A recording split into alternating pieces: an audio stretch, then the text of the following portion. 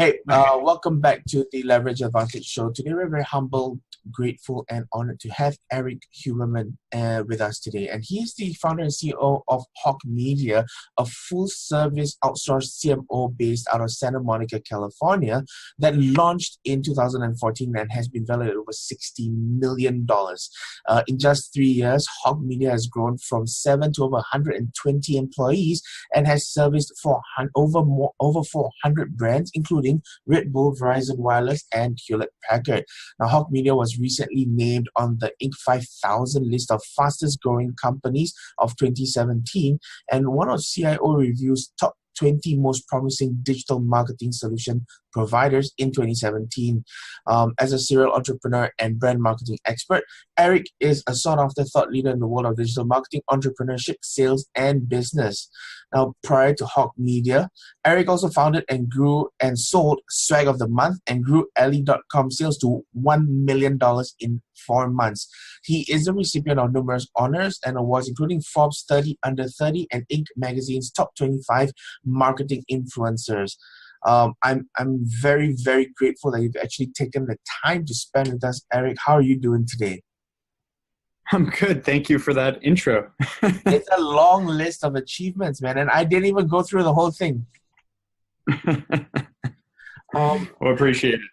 Erik, share with us a little bit. I mean, I shared with the audience what your achievements were, but can you share, perhaps tell us a little bit about yourself, what you do now, and who do you help? Yeah, sure. I've been in the kind of e-commerce digital marketing world for about a decade now. And you highlighted a lot of it, but basically I graduated in 2008 from college and went into real estate as a commercial real estate agent exactly 1 week to the day before the entire banking industry collapsed. So with that, I still spent a year in it, but made $350 that entire year and started working on some side projects to try to figure out what I was going to do. And that's when I launched my first e-commerce company, which was a music company. And so fast forward, we, at this point, about 4.5 years ago, after selling 2 of them and, having a lot of experience in it, I started advising other companies, some big and small brands, on how to grow their revenue using digital, and kept running into the same challenge, which, really is the driving factor of our business. When it comes time to execute on marketing, there's 2 options. You either hire a full team in-house or hire an agency. And what I found was hiring a full team isn't cost effective, and that's if you can find the talent. But on the agency side, 99% of agencies have no clue what they're doing. They're started by people that are good at selling services, not actually marketing and building businesses. And so, that combination, and the few that are good, the problem is, in terms of the agency world, are either really expensive, want long contracts, high minimums, only work with Fortune 500s, heard it all, everyone's heard it all, and it just makes them hard to work with. And so there wasn't a client-centric agency that was actually good at what they did. So it was just this weird white space that I didn't actually intentionally fill. I just got frustrated with the options and decided to hire my own team. And so we started with 7 people here: an email marketer, Facebook search, influencer, affiliate, web design, and overall strategy, and went back to these companies and just said, hey, everything's a la carte, everything's month to month, cheaper than hiring in-house, but now you can spin up a team based on this menu of services that fits your needs. And so that's how we started. And as you mentioned, fast forward, it's actually been 4 years. We've grown to just over 125 people. And it's really just the idea of make it really easy for a company to work with us. And then once they're signed up, do the right things, do what we say we're going to do, execute, do good work. And, hallelujah, you make it easy for someone to work with you, and then you actually perform, you can build a business off of it. That's amazing, man. It really mirrors a lot of our journey, or my journey, right? So you mentioned being in real estate right when the subprime crisis, global financial crisis hit. I was a financial planner. I was actually a financial advisor, but in 2010, 2011, right? And the thing is, so I'm in Singapore, and especially when it comes to marketing, in terms of marketing strategy, in terms of marketing techniques, we're actually about 3 to 4 years behind the US, right? In terms of what works. And this is actually a great thing, because one of the things that we do in our business is we model what worked or what works in the US, and then we bring it to Singapore, and it's cutting edge because nobody else is really doing it or not doing it just yet. One of the things that I thought that really mirrored our journey is So I started my own company with my business partner in 2012, right? And that company is called Street Smart University. What we wanted to do was we wanted to democratize personal development.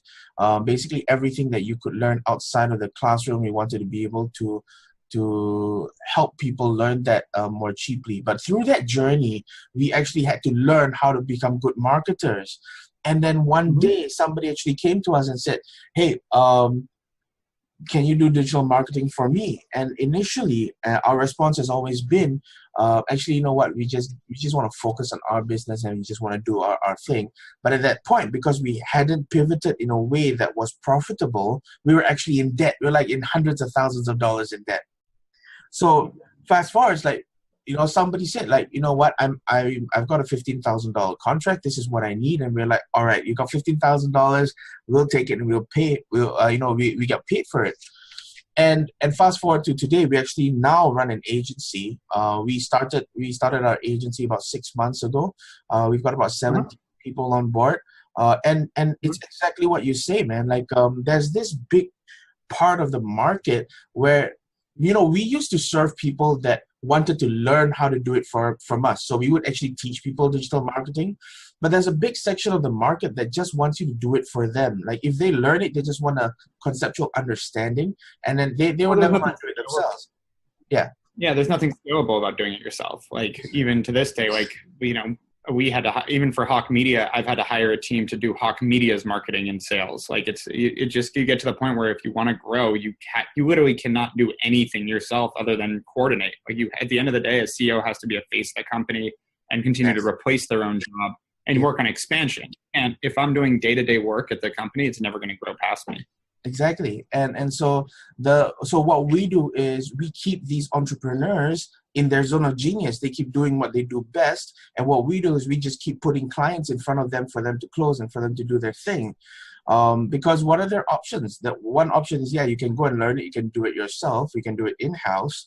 But still, you're going to face this problem of, so a lot of these SMEs that they're at that stage where they're going to need marketing. And so here's their option. They can either do it in-house, but they got to hire like a creative director. They got to hire a director of marketing, and they don't even know whether the director of marketing knows what they're doing.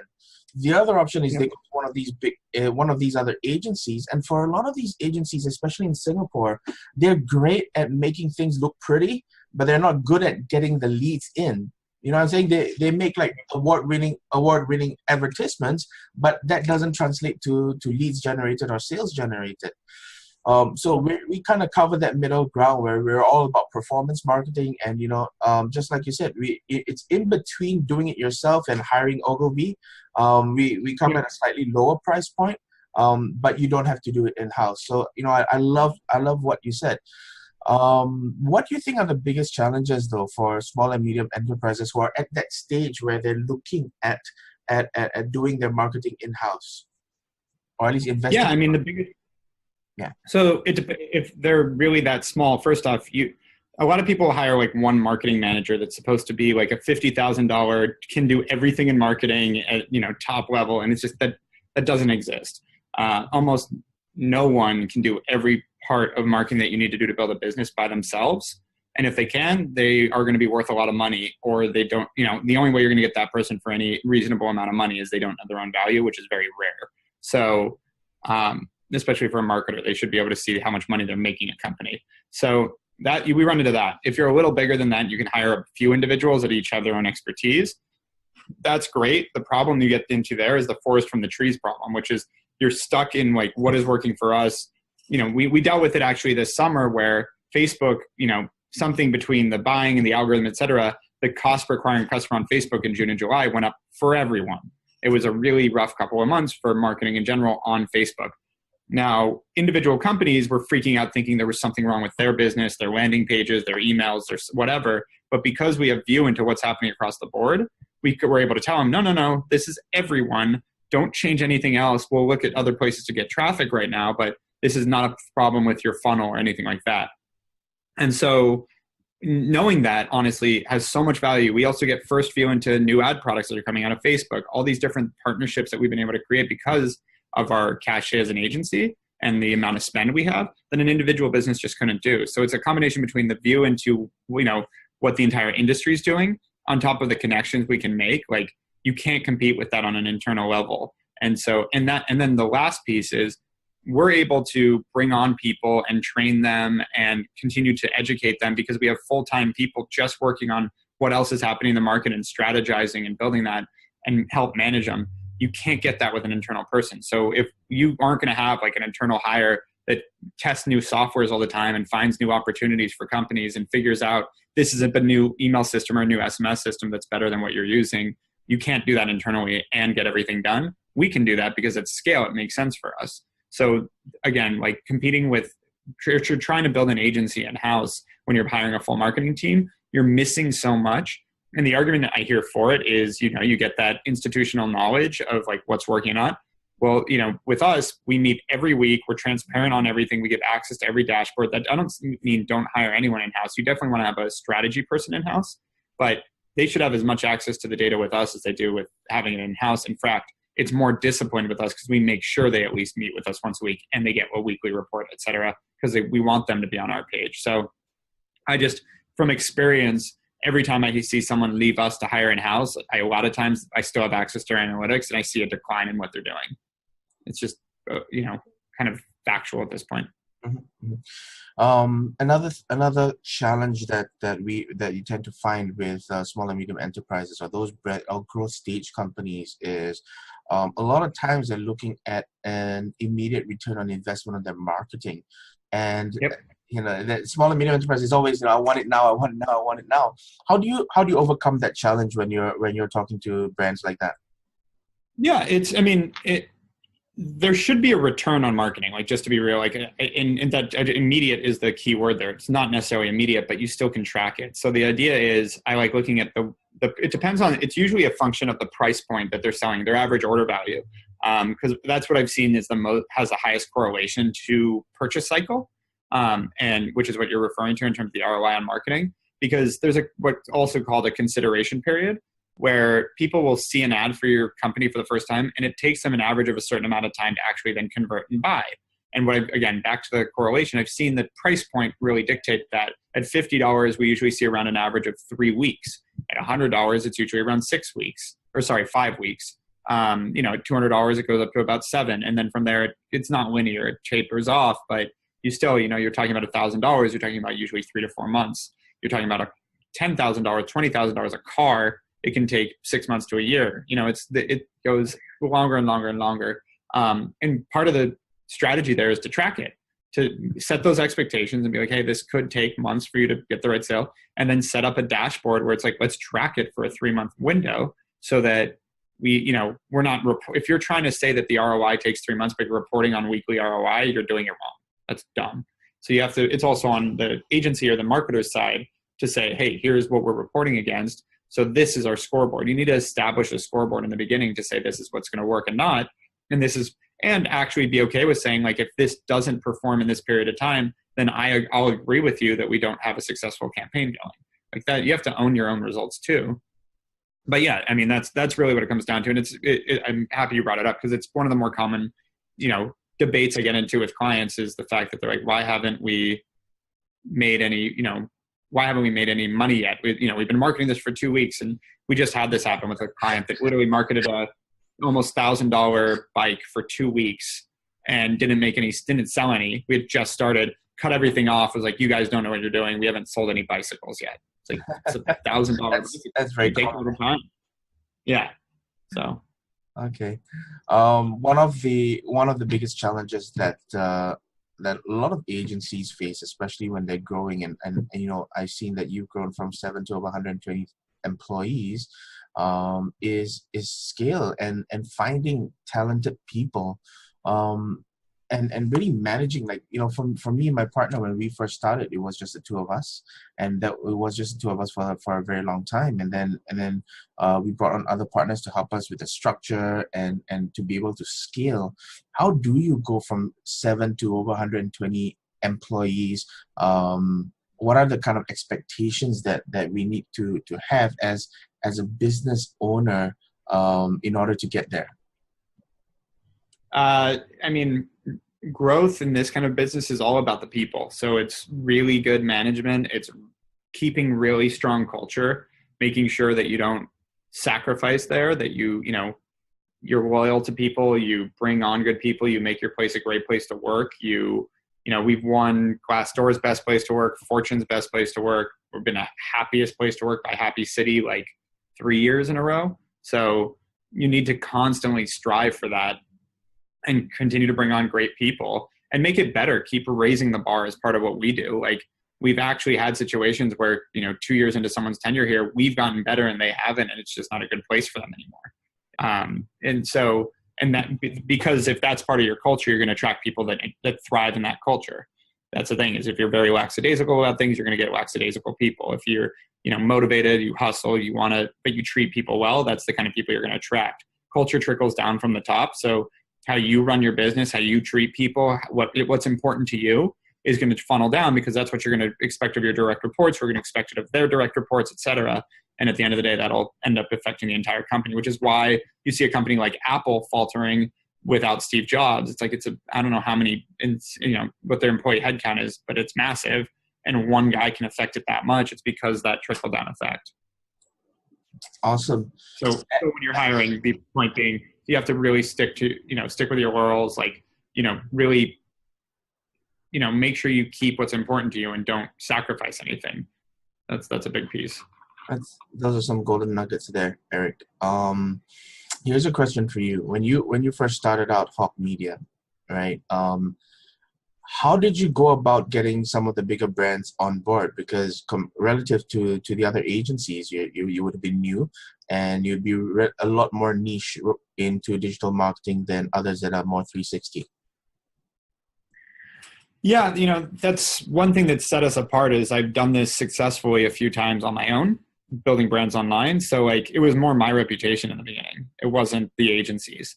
And so, at some point it became the agency, and, my reputation and the agency's reputation has grown a lot, way past what I was when I was starting it myself. But, one thing that really still separates us is we know how to actually grow brands successfully. So instead of selling things that are, selling services that can be sold, we're selling services that we know actually grow a business and understand the dynamics, understand the P&L, understand manufacturing costs, understand shipping, understand logistics. It's like you need to understand what you're marketing and how it plays into their ecosystem for it to actually work. And I think a lot of brands understand that too. So it was very easy for me in the beginning to get clients, because they knew I had been there and done that. I had already, it was one of those, it was almost aspirational in a sense, because it's like I'd already built what they wanted to, and now I was going to help them do it. And it worked. And so then Hawke Media's reputation started getting bigger and bigger because what we did worked. Awesome. All right. So, what were some of the biggest challenges that you faced building Hawke Media to the point to where it is today? Yeah, it's always people. I mean, one challenge is, as I mentioned, roles outgrowing the people in them. It's like when you grow a business this fast, people sometimes don't keep up the same speed. So we end up with, someone that, may be a manager that may not be the right fit for that management position, or, someone that came in and there was a certain expectation when they came in of what working here looked like, and it morphed over time. And, now we have to have, solid project management systems and certain tracking. And, now we're managing a lot of people. So we need some business intelligence around it, which means we need a lot of self-reporting and reporting going on, which we didn't in the beginning. When it was 7 people, I'd look to my left and right, and we literally sat at one big table that didn't need reporting. They're all sitting here.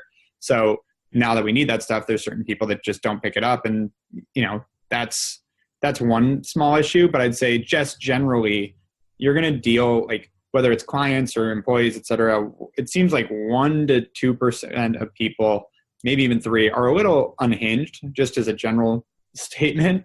So as you scale, that means that, let's say it's 2%, at 125 people, 2 of them are always going to be a little off. And so we have to manage that. On the client side, we have about 200 active clients. So 4 of them are always going to be a little bit of a pain. And so identifying those and changing our methodology, because in the beginning, I really started this because I wanted to help all businesses. I wanted to be able to help any entrepreneur that needed our help.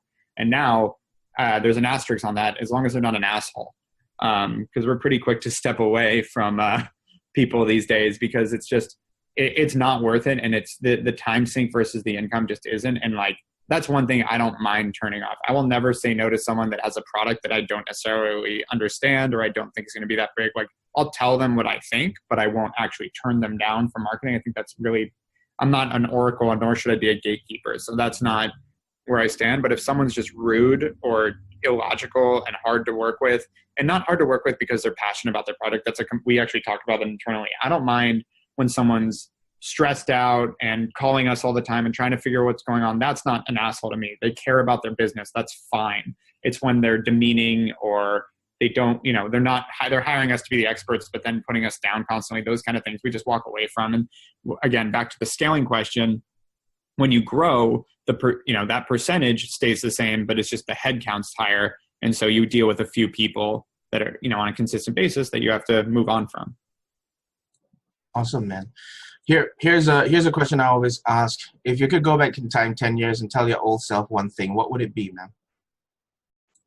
I got the advice. Honestly, my dad gave me the advice after my first company, which is great, which is just keep swinging the bat. Is in his baseball metaphor, but the idea is just go for it. Like they always say luck is opportunity meeting preparation. Like the reason you get lucky is because you were in the right place, the right time, but you have to be in that place at that time. And so, that is, I credit Hawke's success to timing. Like, I happened to graduate in 2008 and go into real estate and fail at it. So then I went and started e-commerce companies, and 6 years later, knew more about e-commerce and had sold 2 e-commerce businesses than most people in LA. And then all of a sudden, every business in LA wanted to be in e-commerce. So I started helping them do it, started hiring people, et cetera. Then the entire country, then the world, and then we built a brand at the right time that now, the fastest growing marketing agency in the country, according to Inc. around. And that comes from basically timing. Like it's not anything I created. It was but what I did do was moved on and started another business, then moved on and started another business, and kept pushing down the road.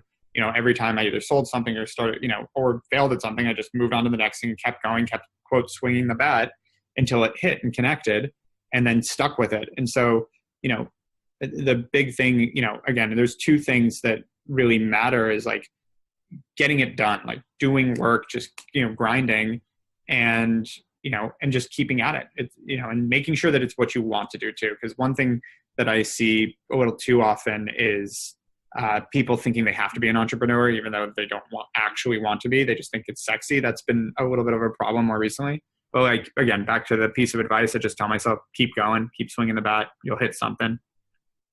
And luckily I had that advice. Awesome. Let's go into some quick fire questions. I'm going to ask you a couple of questions, and all I want you to do is, tell me what comes right at the top of your mind. One of them you might have already, even if you've already answered it, just share with us what comes right to you, right? Yep. You ready? So the first question is, what's the best advice you've ever received? That keep swinging the bat. Okay. And can you share one of your personal habits that you strongly believe contributes to your success? Yeah, follow up. I always check in and follow up with everyone that I want to stay connected with on a monthly or quarterly basis. I set a reminder for every single person and keep a CRM very diligently. And that, in the beginning of this business, was just the crucial part that made us successful was, staying in front of all those people. And it's something we enforce through our entire BD team here, is just stay in touch with people. Awesome. And what book would you recommend as a must-read? I'd say Top of Mind by John Hall, or Shortcut Your Startup by the Ream Brothers, REUM. So Shortcut Your Startup, which just came out, but it's really good. I don't have it on my desk. And then Top of Mind by John Hall. Top of Mind's great too, because Shortcut Your Startup's about all the individual things you need to learn to start a business, which is awesome. And then Top of Mind's really about how to stay top of mind with a potential customer. And I think both are just massive helps to building a business. Awesome. Thanks, man. I also totally agree with you with regards to the follow-up, because a lot of people don't realize all the money is in the follow-up. Nobody really makes a sale like that. And if you don't follow up, you don't make any money. Yep, exactly. All right. So this is the last question I ask people. And if you had 30 seconds left to live, what piece of advice would you give? you probably, and I do believe this, but probably especially, and if I had 30 seconds left to live, it's all about being happy. Like, if you're not happy, make a change. You own your own life. You run your own life. You know, it really is. I mean, again, there's always external factors, but you can only control yourself. So you might as well do everything you can to drive your own happiness. So if you find yourself, and I don't mean you're never going to be happy 100% of the time. Things are going to stress you out. Things are going to be bad. But in a general basis, if you're not happy, make a change. Awesome, man. I really love that advice. If people are interested in finding more about you, how can you be reached and where should they go, man? Yeah, any social media channel @or/Erik Huberman, ErikHuberman. So Twitter, Facebook, Instagram, LinkedIn, on all. All right. Thank you so much for your time. I really appreciate you investing the time with us, sharing all your experience, sharing all the golden nuggets. Again, very humbled, very grateful, very honored that you spent the time with us. Thank you very much, Erik. Thank you. Have a good night. Hey there, thanks so much for checking out this video. If you enjoyed it, check out the relevant video here. And don't forget to subscribe to us for more marketing tips, techniques, strategies that are working for us, or just more behind the scenes fun. See ya.